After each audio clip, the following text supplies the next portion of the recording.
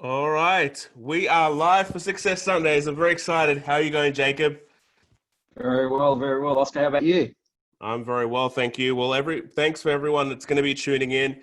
This is the show where we prepare you for success, and today we're going to be talking about the art of persuasion. Jacob and I haven't actually even talked about this topic yet, so I want to hear your thoughts, Jacob. The people that you meet with, the highest of successful people, are they persuasive? I'm really glad when I saw this topic because it's one of the things that I love, I admire, I study.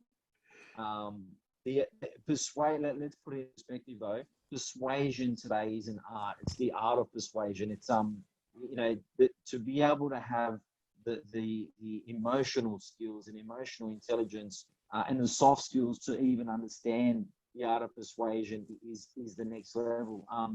To answer your question, are those leaders that I coach on that level? Absolutely. I teach that for a living.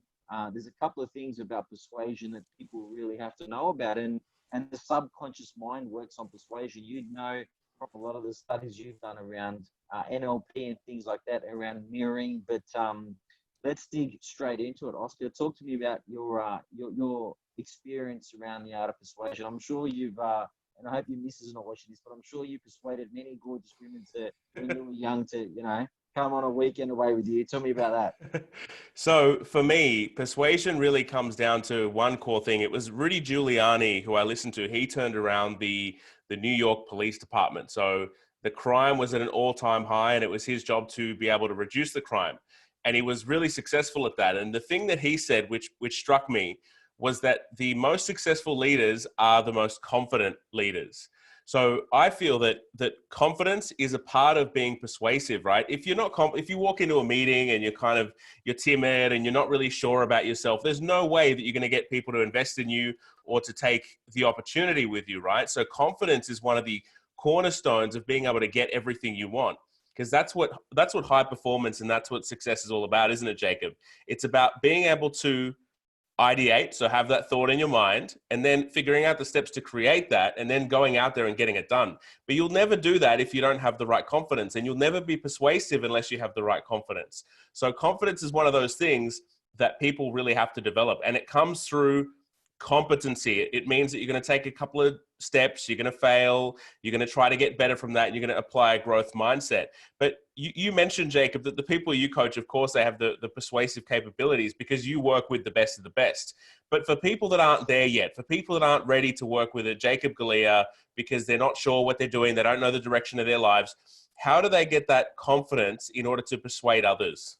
Yeah, it's all about the story, right? Your story's got to be so powerful because, confidence is one thing, and I agree with you. It's probably the highest thing in this, but once you've got the confidence, then you have to persuade someone to come along with you on a journey. You have to persuade someone to invest in your business. You have to persuade someone that you're bankable, okay? And persuasion is, and that's why I said now persuasion is an art. It's a soft skill that really needs to be relearned and redeveloped in today's age. For me, Oscar, persuasion is all about tapping into the desire of other people. So when you can tap into the desire of other people, let's talk on a business scenario. Okay, so I'm pitching something to an organization, and I may have not have been on their radar.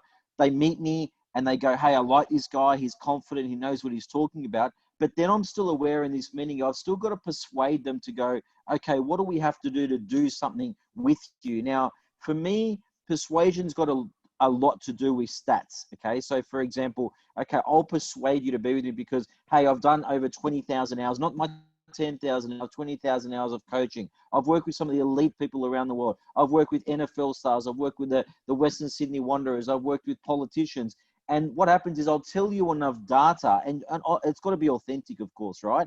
Yeah. Otherwise, then you're going into the art of deception, and that's a whole other topic for another Sunday. But it's got to be authentic. And then once I tell you about the stats of what I've done and who I am and the experience and the book I've written, then what happens is if you're impressed with that, and if that feeds your desire, and you have an appetite to work with someone like me, then the persuasion's done in the art of conversation. Yeah, that's how it's done. So that's why I love business meetings so much. I love being around boardroom tables, Oscar. I love, I had these two CEOs fly up from Melbourne to see me last week. We had lunch at Rockpool, and it was a whole meeting based around persuasion.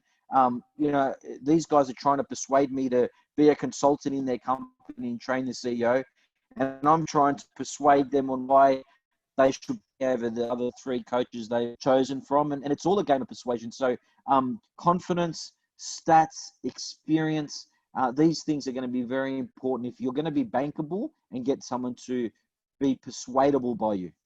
Is there a direct correlation between persuasiveness and success?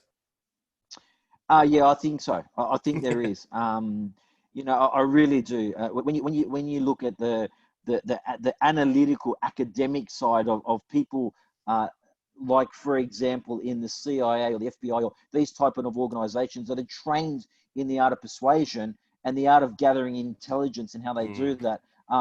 Absolutely, it's part of their training, it's part of the development, it's part of their game. So for me, absolutely. I mean, you know, you've got football stars like Ronaldo, who's trained now from individual coaches on how to persuade people to go and buy his jerseys, to how to persuade people in a TV commercial to come and fill stadiums.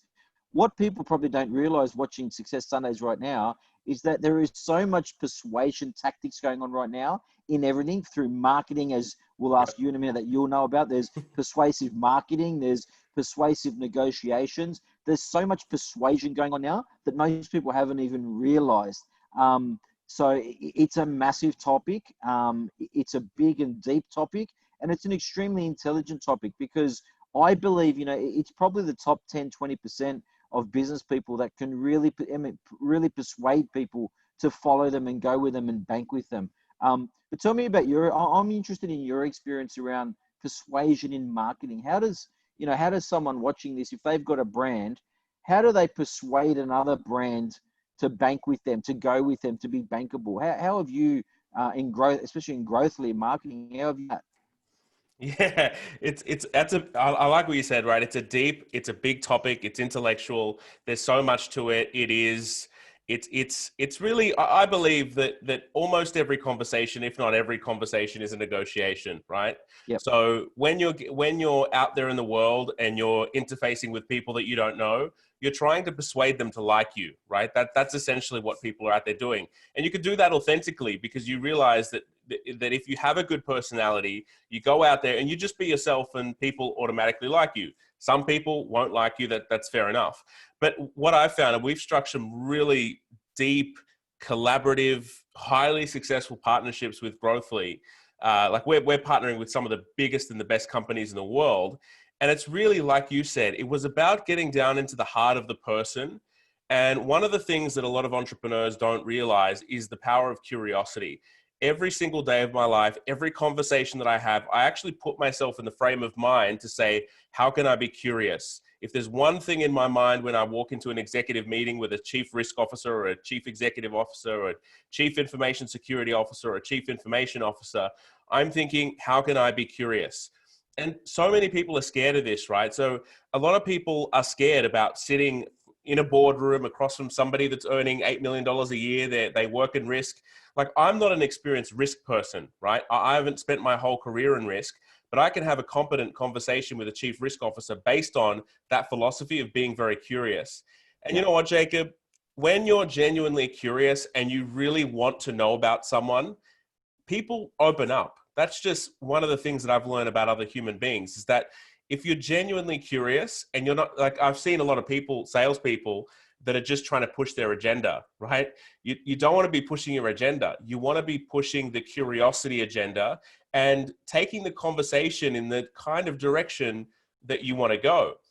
And so I'll give you an example. One of the partnerships we have with one of the largest marketing companies in the world, it was really just, we got down into the core values of the other CEO, and he was really all about charity and really about homelessness and really about giving back. And I was telling him, you know, it means that you're an amazing leader and you'll be able to grow an amazing company.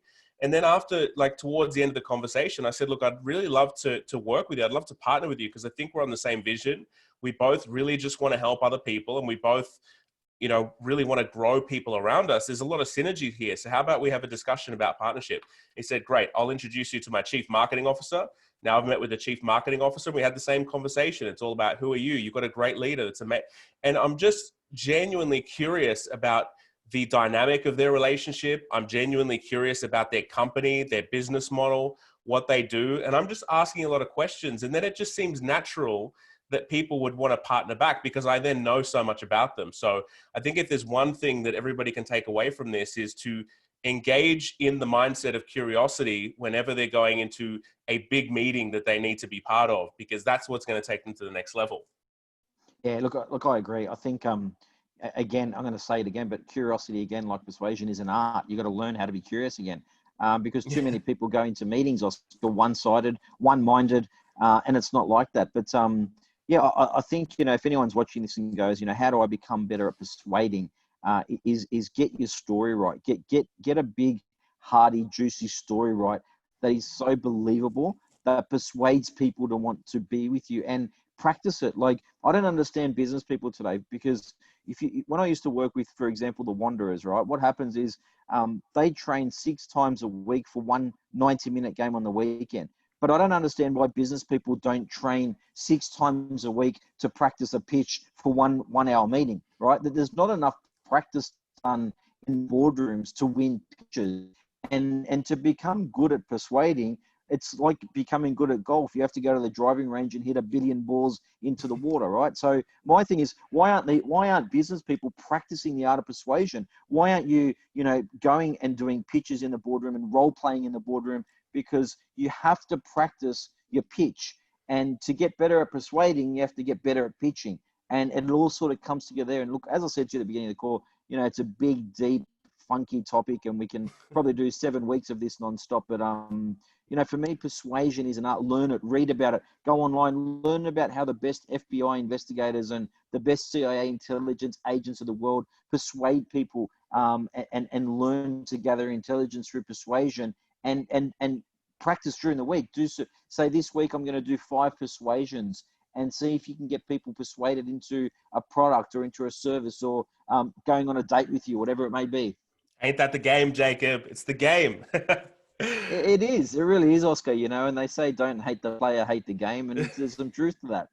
Yeah, absolutely. I fully agree with you about the persuasion. I mean, all about this curiosity. It is such a deep topic, and you're right about the practice. People don't practice enough. Anytime I'm going to go and do a big meeting, or I'm going to do a speech on a stage, I spend hours visualizing. Like, in my mind, I'm spending 3 times the amount of time that I'm actually going to go on the stage in learning what I'm going to say, so that I can go up there and be prepared and be impactful.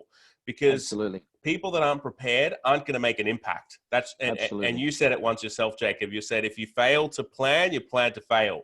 Yep. And it's the same with persuasion. If we want to persuade others to take our opportunity, our investment, to invest in our business or whatever it is, we've got to be prepared. We've got to play the game. And like you said, we've got to have lots of practice under our belt. And if we don't do those things, like the basics, then we won't be successful. And that's really what success is all about. It's a dedicated, fervent commitment to the basics.